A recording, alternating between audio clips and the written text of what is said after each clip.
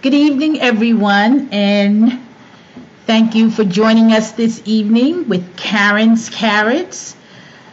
We're here tonight to share information tonight about emotional intelligence.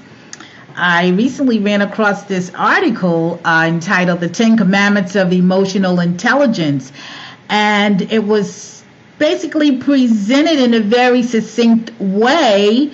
And even though it was succinct and some might say simple, I guess the simplicity of it all is more in the theory as opposed to the practice.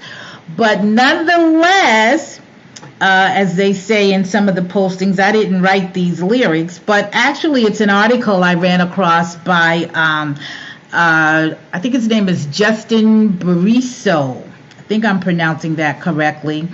And at any rate, I wanted to share it with you. It's entitled The 10 Commandments of Emotional Intelligence.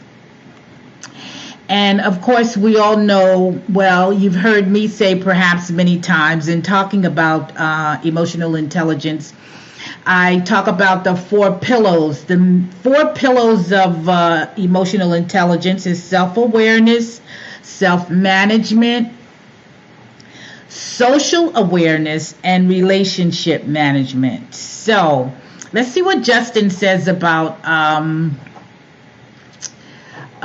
the 10 Commandments. And by the way, I'd love to hear from you if there are comments, questions, input you'd like to share with the audience. That would be just great. Just feel free to type them into the chat. I'd appreciate that.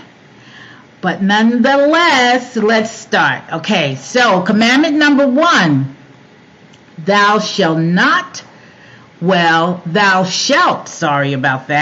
ponder thy feelings. I'll repeat that again. Thou shalt ponder thy feelings. And what does that mean, really? That's actually a good one, because the example he used was about, how you feel. What's your mood like? Ask the right questions. What is your mood like? Okay. And then ask yourself, regarding that mood, how will it affect your decisions that you may have to make that day? And that's something we don't do, We sort of get up, we shower, we may lay our clothes out, or we may pick an outfit the evening before we may lay out an outfit. But do we really think through perhaps something's going on the home front, and it does affect our mood? But do we think about how that may, in fact, affect our day, and what decisions, how will that influence how we make decisions? So number 1 again is thou shalt ponder thy feelings. By the way, you'll begin to pick up how this smacks of self-awareness. Okay. Number 2, thou shalt learn from other perspectives. Real important. A lot of times in our own mind, in our own head, we only hear and feel what we're thinking or what we believe. There's a lot to be learned from others' perspectives. That's why in team making decisions, everyone isn't going to come up with the same input. And that variety of input is what enriches the organization in a positive way, of course. And when listening to others, don't focus on the right and the wrong, okay? Work to understand perceptions that differ from your own. And this includes, and this is the difficult part, this includes any negative feedback, okay, or what you perceive. You can learn from negative feedback, so we should be open to that criticism or someone else's perception, because this can work on your own self-improvement. And that's what this is all about. You hear very often about mindset. Mindset is first. Mindset is important as we pursue our endeavors. So this could be very, very enlightening and helpful in your own growth and development. Commandment number 3, thou shalt learn to pause. And the pause is very important. I've heard others say, intense conversations, perhaps in the workplace, take a deep breath. Take a deep breath and perhaps slow the pace of your delivery. Take a deep breath and slow the pace. This enables you to take time to think. This enables you to take time to perhaps readjust your own delivery, your own, what's the word I'm looking for? It could be attitude, it could be mood, but just take a moment that enables you to respond rather more thoughtfully and perhaps positively if you were in fact having a negative thought or a negative moment. And the thing of it is, don't expect perfection, okay? This is something that has to be practiced. You have to be cognizant of the fact that you're practicing listening more. You're practice listening with an openness to hear another's view. You're not going to be perfect, so just understand that going in, but you begin to be aware and you practice. Number 4, thou shalt practice empathy.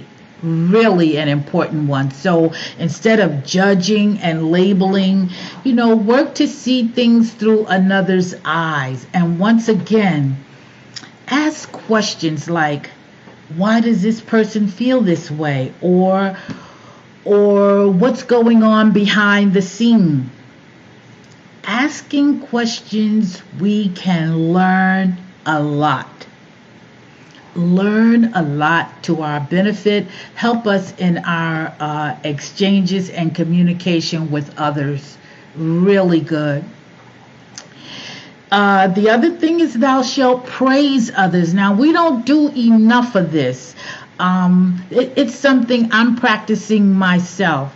A lot of times we're quick to see the negative, or we're quick to see what's wrong. Praising others, focusing on the good, that's inspiring and helpful.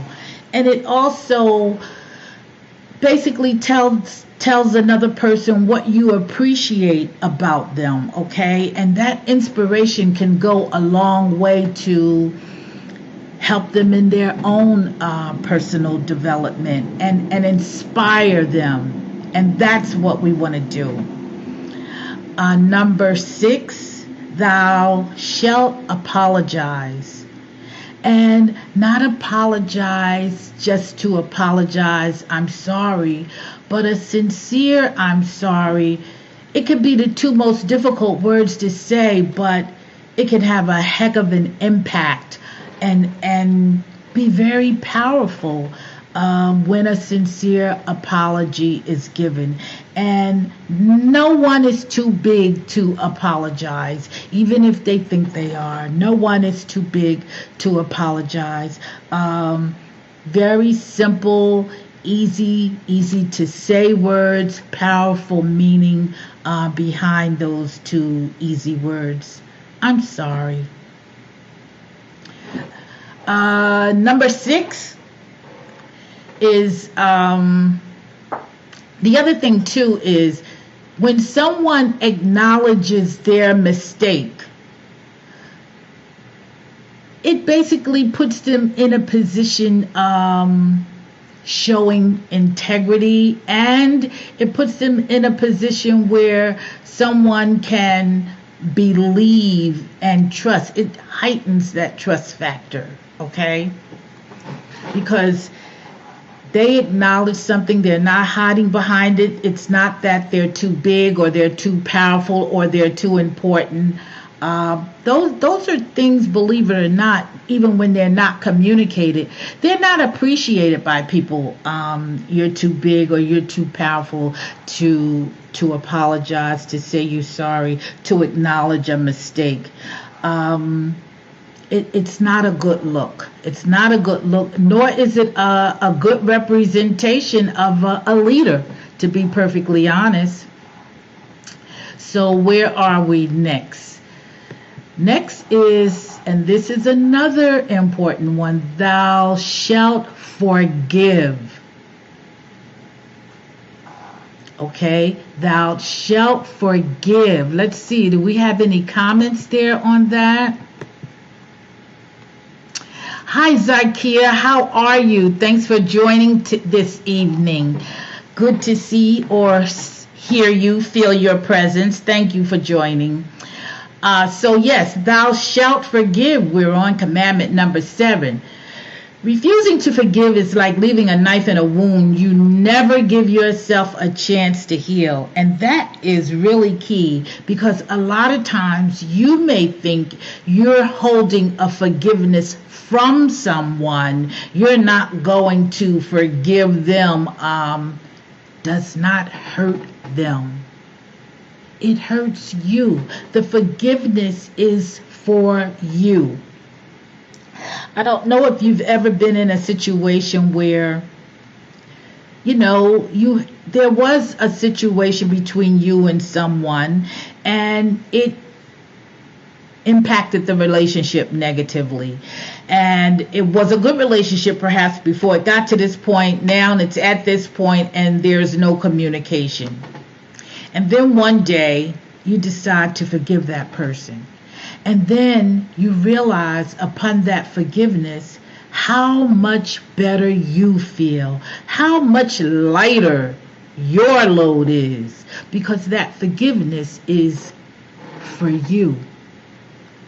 So instead of hanging on to resentment while the offending party, they just move on. Forgiving is your chance to move on too. Okay? So, commandment number 8. Thou shalt not freeze others in time. Now, what does that mean? Refuse the temptation to judge others too quickly without considering context and extenuating circumstances. Remember, everyone has a bad day or even a bad year.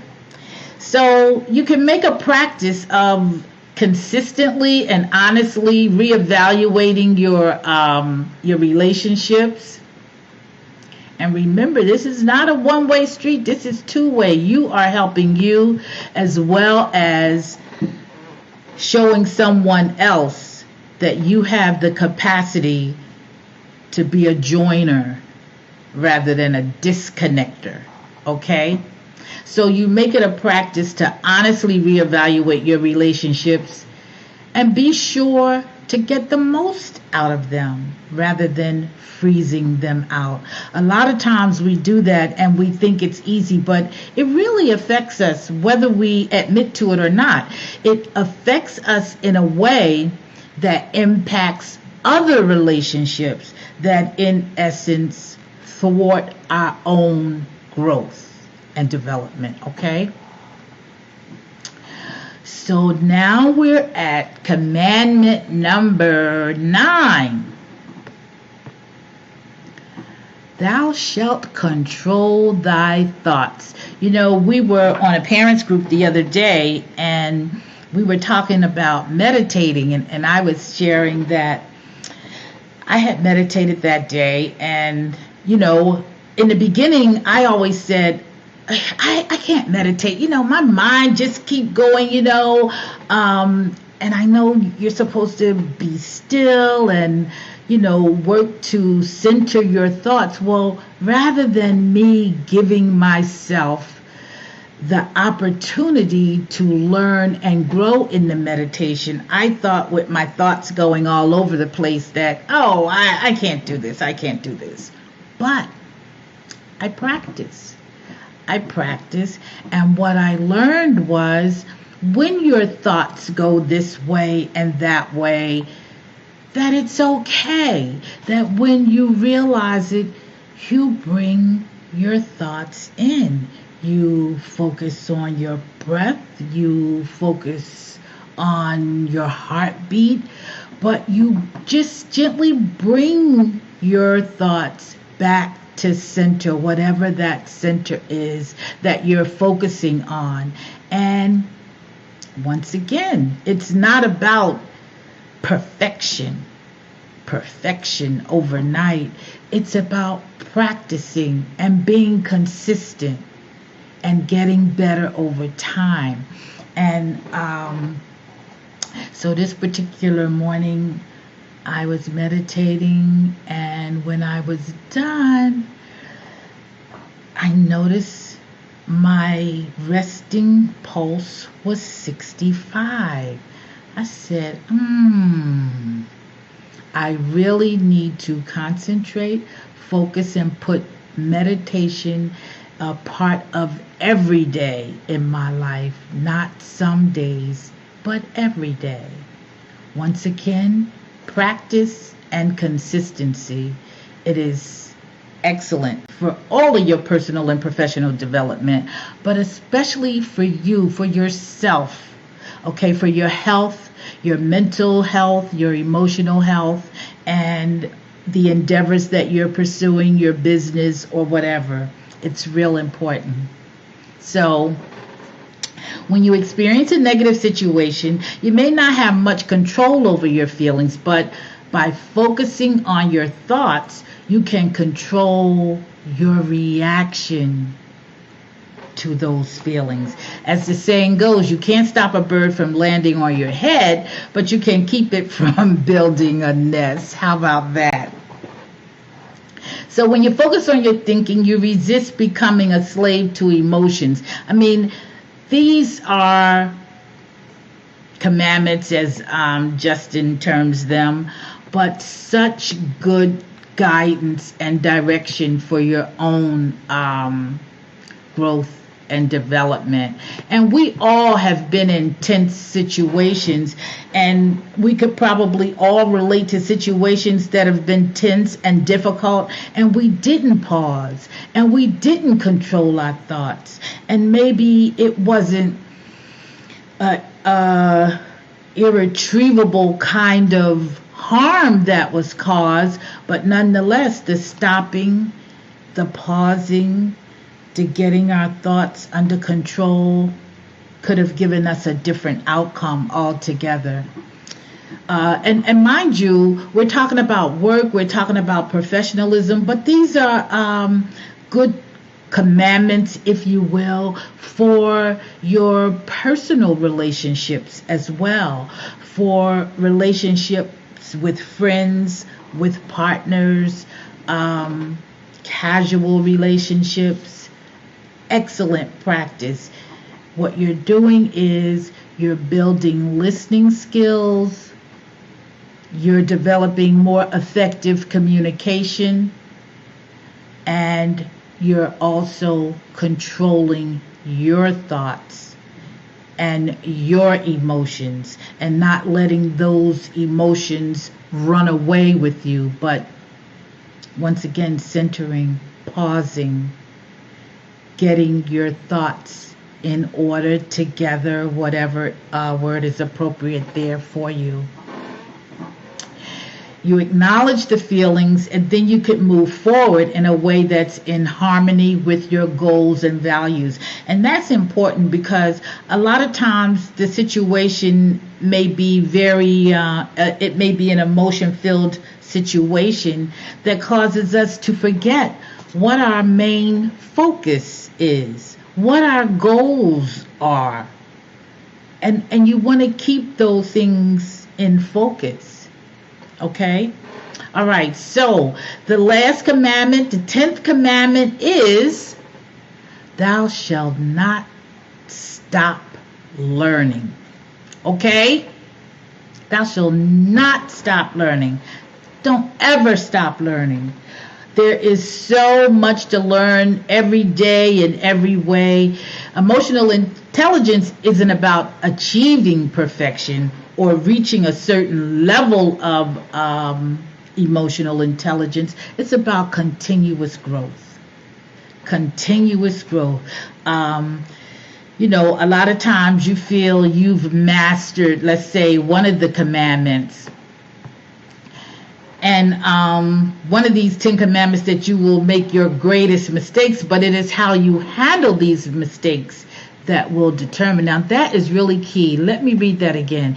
Yes, it's often when you feel you've mastered one of the 10 commandments that you will make your greatest mistakes. But it is how you handle those mistakes that will determine just how emotionally intelligent you truly are. And if you think about the 10 commandments I just read, when you think about that, think about how companies rate soft skills or emotional intelligence among the top 10 sought after skills as we move forward. So think about that. Develop your emotional intelligence. Improve your self-development, your personal and professional development. It will really improve the quality of your life and your relationships. I love to share more of this with you. In fact, we're going to have more programs as it relates to emotional intelligence. You can leave your email address on my website, easinthecsuite.com. That's easinthecsuite.com. You can email me. You can also sign up for a consultation. I'd love to discuss your personal and professional development as it relates to emotional intelligence. I thank you for joining me this evening. For those I didn't get to say hello to, hello. Thank you for joining. I'm so glad to have you here. And I think we had a terrific topic tonight. If you have any questions, any input, I'd love to hear it.